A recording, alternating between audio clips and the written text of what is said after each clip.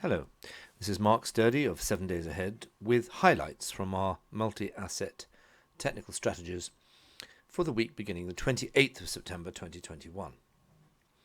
Let's go to the summary. In fact, this is unchanged from last week. What has happened is that we remain bullish of the dollar against the yen, the outstanding position to take, I think, in the currencies. The others, the dollar euro, the dollar sterling, and the implication of the sterling euro from those two, they've been going sideways. So we remain excited for the possibility of more dollar strength elsewhere, but the one outstanding situation is against the yen, whereas the weaker yen has already got going. There's some more short-term signals very close in the offing, but at the moment, let's just quickly look at that short-term yen situation. The dollar yen, this is the long-term weakening yen thing, the breakout of this channel.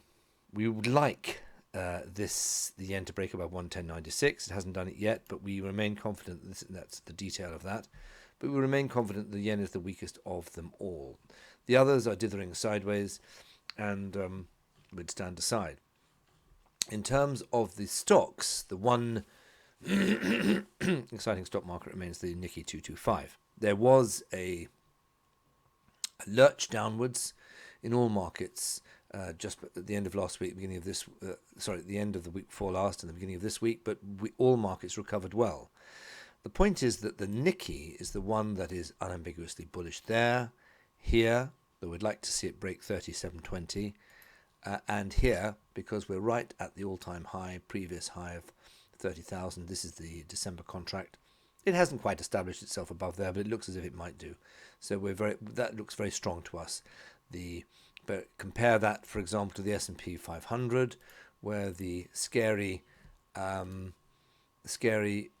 few weeks sell-off has bounced back, but it remains beneath this long-term support, bull trend support, so which might yet act as resistance. So the jury's out as to whether, okay, it's recovered, but will it get back above this previous high? Same sort of argument in the Euro stocks. It's recovered. It didn't actually go down that much, but here we are. There's the sell-off in the day chart, but it hasn't got back above the previous highs.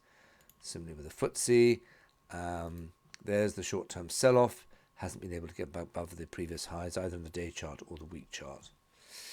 Turning to the bonds, the bond we like most of all is the gilt. Let's go straight to the gilt. Here we have a fascinating, what we think is a head and shoulders reversal on the point of. It hasn't quite yet been confirmed, but this is a terrific pattern, we think, suggesting moves of perhaps 0.8% in the gilt. It's a large move price-wise, large move yield-wise. This is very exciting, the most advanced and most interesting of the patterns in the bonds. So, just going through it, here's the long-term bear trend in yield terms resistance. That has unambiguously been broken. Here is the weekly, not daily, but weekly pattern. Looks like a completed bull head and shoulders in yield terms. And this is the price pattern that anticipated this. We were bearish, but it smashed through this band of support. So bearish price, bullish yield, very exciting. The others aren't so exciting. They have bounced in yield terms, but whereas the gilt has completed this, the US is some way short of it, although it looks as if it might want to. That's the price thing. It's broken its supports like the gilt, but the power of the gilt pattern, and possibly this in due course, is undeniable in terms of higher yields. Very quickly look at the German Bund. The German Bund has broken this long-term yield thing like the gilt. The bear yield trend resistance. It's reapproaching this once, twice, three times, reapproaching this big resistance. It didn't really go as far as the gilt or the T-note in attacking this overhead resistance in the yields, but it is bouncing back in and having a go at it. It just doesn't quite have the same compelling pattern. It's sitting on support here and needs to break that before short term gets exciting. Oil, this is our other great interest. Oil is close to a quarterly breakout of a well-established bear price-wise trend resistance. If you can hold these levels by Thursday next week, that'll be a quarterly close. That would look good. There is a certain amount of anxiety amongst traders and investors that this may yet prove to be resistance, this band beneath 76.90. So that's where it failed before. On the other hand, that's the monthly chart. This is the weekly chart. It is pushing through prior highs, which is exciting in the November futures.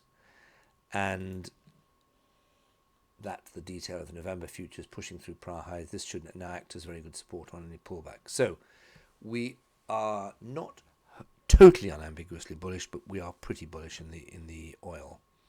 Nothing much going on in the gold. There's this massive support down here. It looks as if it's retesting it.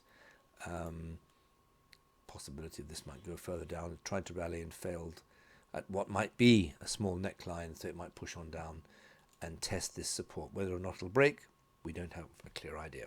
Thanks very much.